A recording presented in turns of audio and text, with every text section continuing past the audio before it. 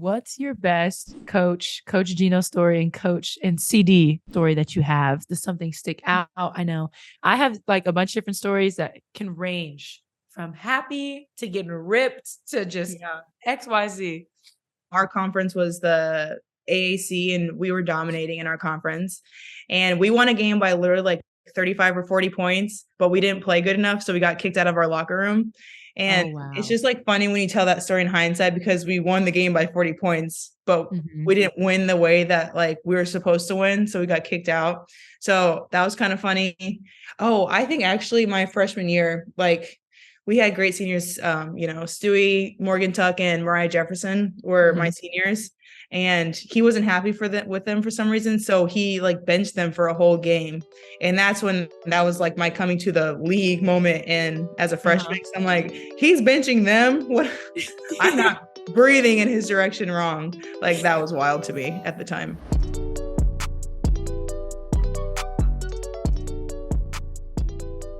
Presented by State Farm. Welcome back to Sometimes I Hoop. I'm your host, Haley Jones, humble brag, retired Stanford hooper, and now an Atlanta Dream rookie. But this isn't about me. We are here with former UConn legend who scored over 2,000 points and 1,000 rebounds, the 2019 WNBA Rookie of the Year, two-time All-Star and Olympic gold medalist in 2020 in the Tokyo Games. None other than Minnesota Lynx superstar Napheesa Collier. Thank you for hopping on the pod. Hey, Haley. Thanks for having me. Of course. And I mean, thanks for being my first guest back in really a minute now. It's been maybe 2 months since I left Stanford, just graduated last week, but we're in the league now. So we're going to transition into some WNBA guests on the pod. So let's get into it. Have there been any teams that have been surprising you with their performances or specific players so far? Teams, I think Indiana, just because since I've been in the league, Indiana hasn't been doing very well. And so to see them rising is really cool. I think they did great with their draft pick. Obviously, I think Aaliyah is doing really well. So that was been kind of surprising just because I haven't seen that since I've been in the league so far. And then actually kind of Washington, they're 4. So obviously they're still ranked high, but they have such a team with so many vets. I thought they would have, maybe more wins. I don't know. I agree. They were so early though in the season. So no, I definitely agree with Indiana. I think Washington, people were talking about, is it going to be a down year and this and that, but they're still in 4th place. Like they're rock solid, but I never thought they would have a down year. If you look, I mean, they have so many people from their championship team still, and being together that long on a team, like you're not going to have a down year with that. So like I said, I don't think they're having a down year. I think they're going to continue to pick up and do even better as the season goes on. Yeah, the season's already been going on for so long, and we were just talking about state practice. Yeah. It feels like so much has already happened, but I think, like we said, like Washington's sitting at 4 and up top are the Aces and the Sun. But do you expect there to be more drama for that top spot as the season goes on? And who would be your sleeper pick? Is it still going to be Indy with the surprises, or is there a different sleeper pick that you have moving on? I think Indy's doing good. I don't think they're going to make it to 1 and 2. Yeah. I think everyone's question is the New York team, right? And they play Vegas soon, which I'm sure will be a super watch game. I know I'm going to be tuned in. So I think that'll be interesting. But even though it feels like we've been going for a long time, we haven't even had half our season yet. So I think you're going to see teams start to emerge more, teams start to figure it out. Vegas, they have new people, but they've been together for a couple of years too. And like I said, that's always an advantage. So I think you're going to see New York kind of get it together a little bit more. I think Washington's going to get it together. So Connecticut's always solid. I don't know. It's going to be, hopefully my team emerges a little bit more. Hopefully we're the sleeper team. But yeah. Nah, I completely agree. Like just putting things into the big perspective, just to have All-Star break being so soon. I'm used to college and it's like All-Americans come out at the end of the year. That's not even something on your mind. Your first 5-6 games in. Yeah. We had like 8 games in and they're like, okay, start your All-Star voting. Yeah.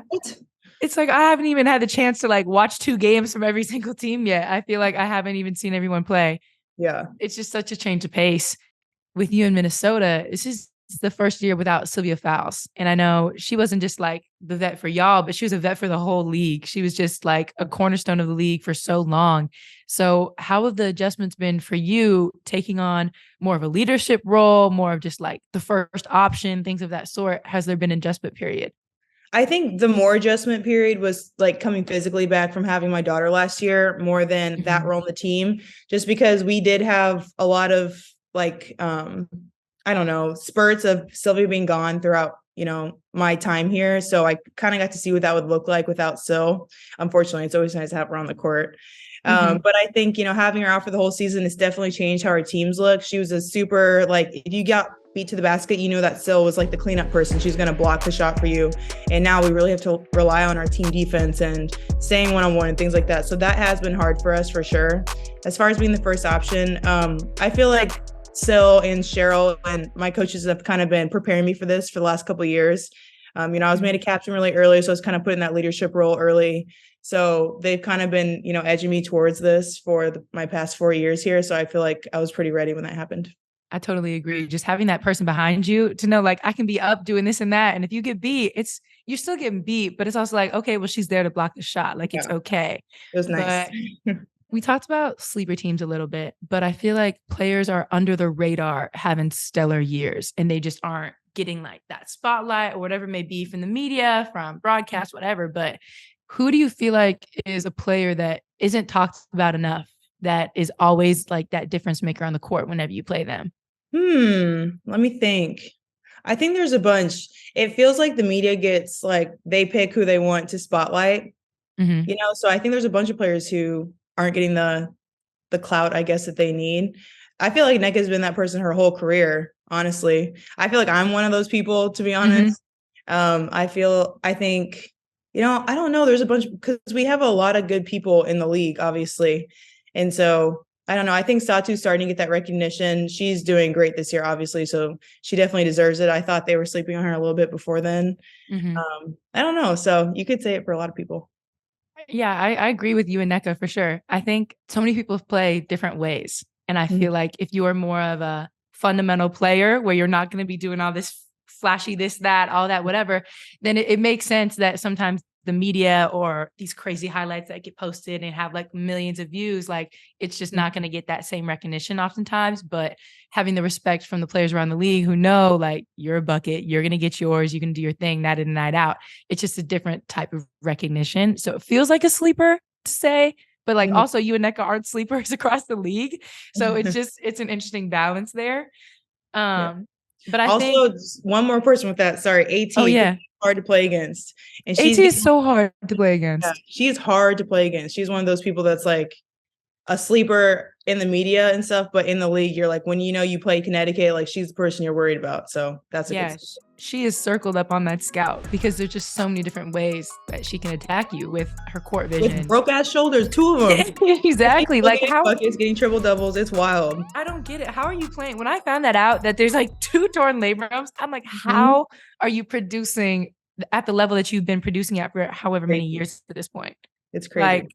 It's crazy. I get dead late in the game and I'm oh my God, I need a sub. This is crazy. She's tough.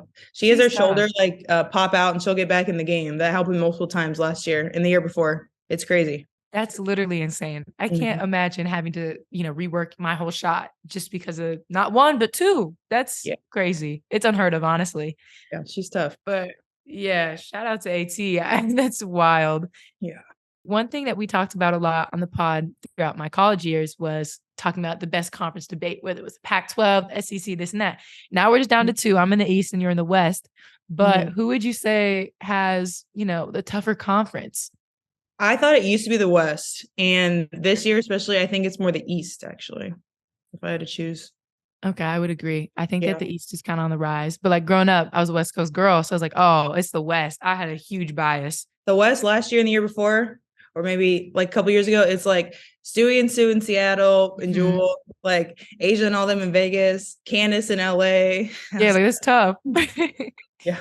But so now rookie year for me, and I need to ask you some questions of advice, some wisdom for both me and the listeners, and especially you and I both being number 6 picks in our respective drafts, kind of twins, kind of respectively. But do you think that there was an adjustment period for you moving from college to the league? Was there, bumps that you had to hurdle, this and that, or did it seem seamless for you?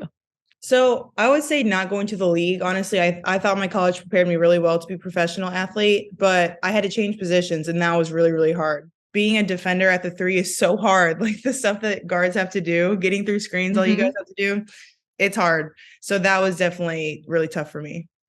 Nah, getting through screens and whatnot is insane because I feel like in Mhm. college, you're like, okay, like I can sag off this player. We can give him this and that. No, you can't do it anymore. There's 144 roster spots. Everybody Yeah. had to earn it. Mhm. Everybody's a pro. There's no more like, oh, I'll just fly underneath. I won't even guard this person. That's not how it works anymore. It's Yeah. which is crazy. And I think I'm still adjusting to it. Mhm. But I You're doing mean, well though, thank especially you. for like at the point guard position. That's not easy. Like being a point guard and a rookie is like the worst combination. I'm loving the combo so far. A Yeah. lot of learning. Yeah. But in your rookie debut, you came out and you get 27. So it didn't seem like there was too much adjustment, but it's also, training camp to get used to it. And I know Cheryl's a great coach. So what do you think was helpful for you moving into like those opening games, making a statement? Was there a mindset change? Was it, vets on the team kind of helping you with your confidence? What was that like? Now that you say that, I had a horrible training camp. We, have those 2 games in preseason. I think I scored like 5 points between the 2. So I guess there was like a bit of an adjustment period, but I really, really struggled my freshman year of college. And I just like the confidence, ups and downs. Like I was starting, then I lost my starting spot. And it took me until the tournament really to like kind of flip that switch in my mind and be like, I'm a good player. I'm here for a reason. I just need to be aggressive and, do what I do. And so I felt myself kind of reverting back to that, as a rookie in training camp, like questioning myself. I'm around all these amazing players, like I'm new in the league. And I think by the time the first game rolled around, I just kind of flipped that switch again. Thankfully, it didn't take me the whole season. To just be like, if I'm going to mess up, it's going to be an aggressive mess up. Like I just need to play my game and not worry about, am I doing the right thing all the time? Because that's when I really get in my head and that's when I struggle. So once I kind of realized that and like I said, changed my mindset on that, then I was able to play more free, which is, allowed me to have a good season. That's definitely a common theme, just talking to other rookies right now. It's that adjustment of where now we're playing against people that we've looked up to all of our lives. And now you're at practice with them, you're getting to know them as people and not just like these icons. And so trying to figure out where you measure up, keeping that confidence. And I think, similar to you, for me, I always play my best when I'm like having fun, when I don't feel pressure, when I'm not putting all this weight on my own shoulders. And so, it's a learning process, figuring out how to do it. But I think a lot of it just comes from what you said, like if you're going to make a mistake, may as well be aggressive. Like if I'm going to throw a turnover, I tell T, like, I thought it was there. I thought she was going to score. It was a great look, whatever. It was a good shot. I missed. And it's just like having these open conversations, which I think is really helpful. Yeah. But just talking more about adjustments to the league, I know I've had a few kind of like, all right, you're in the league now. Welcome to the league, Brooke. Was there like a specific play or something that you remember where a vet or somebody did a vet move and they busted you on a possession and you just had to take it? Because I know for me, I was feeling myself in the New York game a little bit too much, and I was going coast to coast, and I tried to take it up on Stewie, and she blocked my stuff so bad out of bounds. And I was like, oh, let me remember where I am right now, Haley. Like you got to come up with a move, go into the body, and you're probably not going to get a call as a rookie right now. So you need to figure something out. Yeah. Well, yours was a play. Mine was a whole game, unfortunately. We played New York and Kia Nurse. It was when I had to switch to the 3 and I was guarding Kia and she was my old teammate. So like, I know Kia, like I know Kia's game, but apparently I didn't realize how fast she was when she was on my team. I mean, she had like 30 points. She busted my ass that game. Damn. Coming off wide open threes, sprinting to the basket, like wide open transition. It was terrible. And we watched that game and filmed 4 times. So, oh no. Yeah. So no, that's that was awful. my welcome to the league moment for sure. Yeah, it sounds like it was more than a moment. It sounds awful because I've had just a nightmare. Oh God, just moments. And that first film session afterwards, like I think it's different in college coming from being a senior and you're like used to getting picked on. It's whatever. Like I'll take the blame for this and that. And now I'm here and it's my job. And I see me mess up. And I'm so sorry. Like never again. And I know it's gonna happen again, but it's like it was so embarrassing those first few film sessions trying to get stuff out. Yeah. So we talked about your horror story game, which is still just recurring nightmare, which is understandable. But what game kind of for you was like, okay, like I can play with these people. Like this is where I'm supposed to be, this and that. What was your kind of coming out game in a way? Probably my first rookie game. It just felt so good after having a horrible training camp. And really like circumstance allowed me to be in that situation. And that's how it is for everyone in the league. Like I was allowed that starting game because unfortunately one of my teammates was hurt. And so I had to fill in for her. And that was kind of like, it gave me the confidence, like, okay, I'm starting, like, I can't let my team down. I got to do well. And I played really well. And that's kind of when I was like, okay, like we're here, we can do this. And so from there, I feel like just never look back. Yeah, I mean, there's no reason to look back. You got to keep going with that. Like once you hit your stride, it's like, why was I ever doing anything else? Right. Like Mm-hmm. this makes sense. Yeah. So I love that it was your first game. That's amazing. Thanks. Taking it back a little bit, talking about growing up in Jefferson City, Missouri. I don't think I've ever even been to Missouri, but it sounds beautiful. Gorgeous. Just gorgeous. How did you get into basketball? Who put the ball in your hands? When did it start? I started in 4th grade. I was actually at a softball game I was playing. And my first ever basketball coach, she was like, oh, you look tall. Do you want to try out for my basketball team? And I played a bunch of sports, but I'd never played basketball. So I was like, sure. And Yeah, the why rest, not? yeah, It just happened. Oh, just well, I happened. mean, She it saw me in a sounds like softball game. a fairy tale. See, softball is the one sport I never did. I have awful hand-eye coordination. And Yeah, I would so recommend it. Super boring. I just can't imagine doing that, especially standing in the outfield. Like I just feel like I would get bored out there. But watching it now, it's amazing. But A little too slow paced. it's a very different pace. Yeah. I have a question. This is interesting. Is it true that your parents starting an AAU team because the local AAU team didn't let you try out? Because I need to hear more about this. It is true. So Jefferson City is a really small town, and all those people had like grown up together. Their parents know each other. And by 4th grade, I was like behind the ball trying to play basketball, I guess. Yeah, for sure. Yeah. So they already had their team, and we asked if I could try out or be on the team. They said they had no spots left and I couldn't be on it. For some reason, when I started playing well, that a spot opened up. Oh, naturally. That's Yeah. that's how it always goes. Yeah. So my parents were just like, and they're kind of like that, just, they never really accept no for an answer. And they're like, if you said no, then we're going to go start a team with all these like surrounding cities around Jeff City. And we became super dominant. Like we were winning, we went to nationals, stuff like that. So. Oh, wow. I Yeah. mean, that sounds amazing. Yeah. Just to get you involved like that. And that's also crazy. How are they going to say no? Like, I'm sure that team wasn't even full. Like, and now that 4th I'm out here grader? hooping, now you Yeah. want me to be on your team? No, now I want to know. play you at a tournament. Yeah.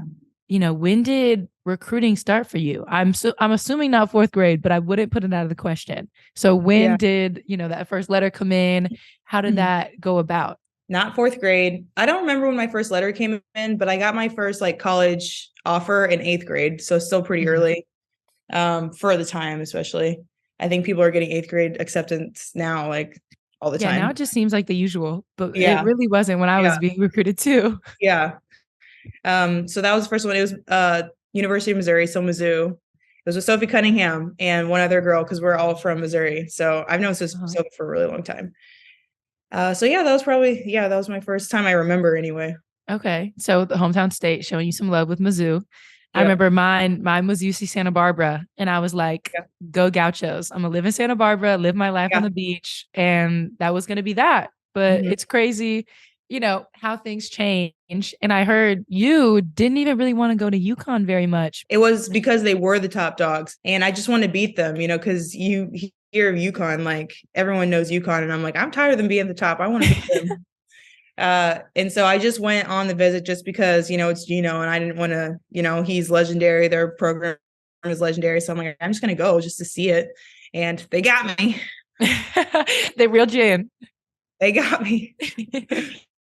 Okay. So you went to UConn and it just seemed like that was the place. What set it apart for you? Going in being like, nah, I'm just taking this visit out of pity, Gino. I'll come see you. What set it apart for you on that visit? First of all, I do not want on the record that I said out of pity. That was on me. I think just like Stewie was there. She would have been my senior. She was like a junior at the time. And they had so many good players. And first of all, I really liked the bond that they all had. They were so close. They were like sisters, all of them.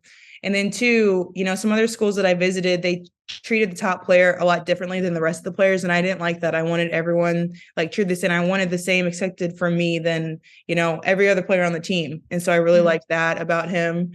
And at that point, I knew I wanted to play in the league. And I knew at that point, I was kind of treating it like a business deal. Like, I know that if I go here, I'm going to be the most prepared to go to the next step of my life, the next stage that I want to be at. And so also coach was very convincing, highlighting all that for me. So Okay, I got you. No, I remember my UConn visit. It's a different culture there, and they're gonna prepare you, and you know what you're gonna get going in. And I feel like, on some of my visits, you can kind of see through the fog of like, Mhm. this is just one way. As you're here on this weekend, people turn it on. You can see the players' reactions, like our Mhm. coach is being different right now, whatever it may be. But it's like when you go there, and it's the same feeling I had at Stanford. It's like you know what you're gonna get. And Mhm. so I really appreciate that. But so at UConn, you had a pretty storied career. You're part of the 2,000 points, 1,000 rebound club. Only people there with you are Maya Moore, Tina Charles, Brand Stewart, Rebecca Lobo. That's a pretty elite group. Like, was that something going into school you planned to do? Like, did you want to be a part of certain clubs? Did you go in being like, I want this many natties. This is what I want to do. This is what I want to be. Definitely not the clubs because you don't really know those stats just like off the top of your head. It's cool like Mm-hmm. when you achieve them and they tell you, but it sounded like that was a goal coming in. I mean, no, definitely to win some championships. Like I wish we would have got at least one more. I feel like I took the first one for granted, honestly. It was my freshman year, so I didn't know any different. The season was honestly so easy. We won every game by 30 Mm-hmm. points, even in like our championship game. Uh-huh. And so we knew we were going to win, which don't get me wrong, it's awesome. But I Yeah. think I appreciate it more in hindsight than I did at the time. And then the next 3 years when we would get there and be so close 3 times in a row, it just really made you appreciate like getting to that. We didn't even get to the final game. We lost in the final four. So it just made me appreciate winning a lot, like my freshman year a lot more. Mm-hmm. So yeah, I wish we would have that would have been a goal for sure to get one more chip. To get one more. Yeah, I feel Yeah. like winning it your freshman year is different. I know for me, my freshman year was COVID, but then we won it my sophomore year. So it's Yeah. like it's all you know. It's how do Mhm. you end a season any other way? And then when it doesn't end like that, it Mhm. sucks. It's awful. And so especially losing the final four, like I remember talking about it with the team and we're like, I would have rather lost in the Elite Eight, but no, I wouldn't. I want to go to the final four, but it's more Mhm. heartbreaking when you're right there. It's like Yeah. it's Sunday, it's Friday. Why can't I just stay? Yeah. I know in my college career, I had something come about being NIL.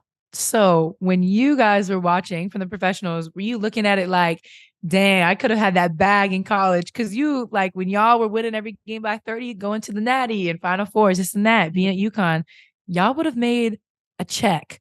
And No. so, how do you No. think you would have approached NIL if you would have had that opportunity within your collegiate years? Ooh, I would have been happy, tell you that. Our little stipend that we get where I'm like rationing Yeah, for macaroni. exactly. I mean, I'm really happy about NIL. I'm definitely not one of those bitter people that like, ugh, that kind of thing. Yeah. Yes, I wish we had it for sure. I'm glad that people have it now. Mhm.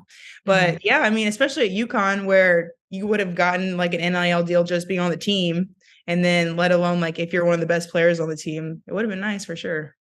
But I think one thing about college, it's different now with the transfer portal. It's similar to like free agency and moving around and this and that, but it's different because that hasn't always been the culture of collegiate basketball. So, what are your thoughts about, the transfer portal madness and people jumping here to there and then there's no wait time anymore? Or even like, superstars like somebody like Haley Van Lith, now she's going to LSU to join the reigning Natty champs. What are your thoughts about just how the transfer portal works nowadays? I'm a little conflicted.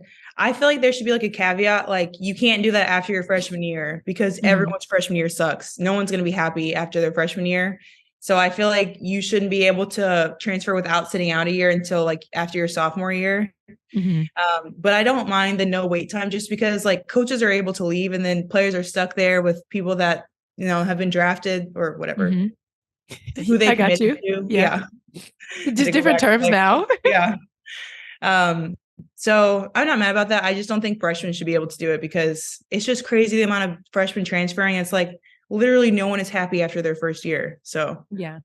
I don't know. No, I agree. It's there's a lot of different caveats behind it because it's like, okay, some girls or just some people, they want to transfer because it was more than just the basketball experience. They weren't happy at the school. There were other things going Mhm. on. It wasn't the right place. But then some people are like, I didn't play. Now I'm going to go here. Oh, I didn't play here. Now I'm going to go here. And it's like, that's not the point of the transfer portal. The portal Yeah. is to like help you find the best place for you, not just help you find playing time so that you can do all these crazy things you imagine yourself doing. Yeah. But it's funny, Yeah. It's such a character builder too, to be able to push through like something that you feel like you're not playing enough or you're not happy there for like a basketball reason like that, like finding the resilience to be able to push through that. That's a huge character builder and something that you need, especially if you want to play at the next level, because for the most part, like the opportunities that you and I had or and have now to play as a rookie are not there for most rookies. Like it's really rare for that to happen. And so you're just going to quit like after, you're not getting enough playing time. I just feel like it's a really good character building opportunity as well. So I don't know. I don't know if that's like an old head way of speaking, but what, you've been in the league since 2019 now. What do you think has been the biggest change that you've seen across the league since you first started? Like more interest from fans, social media engagement, more investment in the players on the league's behalf, or just kind of how things run? I would say it's more like on the player level. I came in right when the new CBA dropped. So a lot of the stuff that, I've never seen anything different, but it's like some people older than me, they have seen like a huge difference in the way that the league is run. That's kind of all I've known. I'm kind of like in that middle. Like I feel like I'm getting older, but I'm on like all the new rules still. But from a player standpoint, I feel like the skill level, you just see people playing a lot more, like it's really fun to watch kind of basketball than the fundamental basketball you were talking about earlier. I think you see a lot more like flashy play than even when I got into the league. So that's been really fun. There's just so much talent, which is so crazy to think about how much talent is within the league that doesn't even see the floor. And then you think about talent that gets cut, that can't find a roster spot. And just like when you hear some of these names, it's insane. And then the people who are like playing, you're like, oh, well, duh, like they're cream of the crop, this and that. So just the talent level, on the scout, there's no cheap player. There's no player to back up off of. You got to respect everybody's game because everyone puts in so much work. And I know out of this year's draft class, you guys had a great draft, and especially number 2 with Diamond. How has it been adding her game to the lineup? And even, Dorka is playing great right now for you guys. So how has it been adding the two of them into the system that you guys have? It's been really good. It was great to have, Diamond in the beginning. She brings so much athleticism, which is something that we really needed on our team. The way that she plays, she's so like unapologetic and so aggressive in everything that she does. It's really nice to see, especially from a rookie where, you, like I said, you come in kind of like guessing yourself, and she never had that for a second. So it's something to kind of like joke with her about too. But it's a really good thing. So I was really happy with that for Diamond. And Dorka's been able to step up. Like I said, you have to be able to, rise to the occasion whenever injuries happen. And that's what's happening. We have injuries, and Dorka took a starting spot, and she's absolutely like risen to the occasion. She's done so well. So I'm really proud of both my little rookies. It's weird. Like it seems like you're new in the league, but now it's like my little rookies, like you're a vet kind of now. Little children. Yeah, I know. It's crazy. They put a picture of me and Diamond up. It's like year 5 and year 1. It's like 5. It's like, what are you talking about? Yuck. That happened fast. Yuck. But I mean, we talked about your little children on the team, but also a little over a year ago, you had your baby. And you were playing the league 3 months after you gave birth, which is, we talked about Alyssa Thomas being unreal, but that is unreal and amazing. So, I mean, how was that bouncing back, both physically, but also mentally? It's different emotionally. There's a lot of different things going on. How was that adjustment coming back? I don't really recommend it. No, it actually wasn't the mental side, because I knew that I was going to have limitations. So it wasn't like I was expecting to go out there and trying to win, any awards the last 4 games of the season. I was really just going out there to be with Sylvia and say that I did it kind of thing. But the off season, it was really hard physically. Like my body changed a lot when I was pregnant. And so just kind of getting that all back together, your abs like end up on the side of your body. So bringing those together was really hard. Yeah. And so just getting my body back to like the baseline of what it needed to be was so hard, way harder than I thought it was. And then once you get to that, you want to come back to the season better than when you left the year prior, not my pregnancy year, but the year before that. So after I got back to that baseline, I had to push past that to get stronger and to get better at my game. And so it was really just like, it felt like kind of like a rat race, just like going as hard as I could to try to get ready for the season. Yeah. Looking back, I bet you're like, oh my God, I did that. Like, would I want to do that again? Probably not, but you did it. Yeah, I did it. I can say I did it. Yeah. You can say you did it. Outside of the WNBA, you were an Olympian in 2020, which is crazy. Just the whole Olympics that year was wild. And so to be a part of that, I mean, you played with amazing players. How was it being selected to, it's different playing in a World Cup, playing in America, whatever it may be. But the Olympics is like, it's the top, it's the thing that people dream about. So, what was that like being one of the younger players chosen to represent the country? It was awesome. I felt like I was just like, I'm just happy to be here, kind of. And that's like such a fun attitude too to go in with. Like, I was just so grateful to be on the team and like excited because I knew we had so many like good people. So the last few people kind of got in, especially as like a younger player, like the skin of my teeth kind of feeling. So when Carol called me, like I was just so excited to be there. I'm like, I'll do anything you guys want me to do. I don't care if I play a second. Like I'm here, so I don't care. Yeah, whatever you need, I got Yeah. you. Yeah. So that was just like, it was such an awesome experience. And it didn't matter to me that it was COVID. It's my first experience. So I have nothing to compare it to, like, as far as that goes. So it was so fun. But I am really looking forward to the next one just to, hopefully I'll be on the team to get the full experience of the Olympics. And like, I don't know, it's going to be awesome. Every time that you're selected to play with USA, it's a blessing and it's an honor. So hopefully I can go to some more Olympics and yeah. Yeah, keep it rolling. Yeah. Talking a little bit about overseas basketball, where have been all the different places that you've played? So I was in China for 10 days before COVID hit there first in 2020. Oh, So that wow. was crazy because I got out like right before they quarantined my city. So I would have been like stuck there, which was scary. That would have been a different experience. Yeah, that would have been wild. So that was my first year. The next year I went to France. And I was only there for like 3 months. I really just went to try to prepare for the season because I found like myself as a player, we had so much time off before, that 2020 season in the bubble. It's just like hard to get the ball back rolling. So I was like, let me just go somewhere for a little bit of time. And then next year I was pregnant and now we're here. But I mean, again, you have to know, are you going overseas? Is that allowed to be said? I haven't decided yet. I'm trying to figure it out. Different opportunities have arisen, but I'm trying to, get the tea from you. What is it? Was it really like the challenges? Yeah. That's what I was going to say. You really have to kind of, and there's time to figure it out. Like you're a rookie, so you could try it and see if you liked it. For me, I know I'm a homebody. I love to be home, especially around the holidays. Like I like to be around my family. I like to give my body a break. And so overseas, like unless I'm getting a real bag, it's just like not really in the cards for me anymore. So that's kind of like my opinion on it. But on the flip side, people are like, this is the only time that I have to make money while I'm young like this. So I want to grind it out.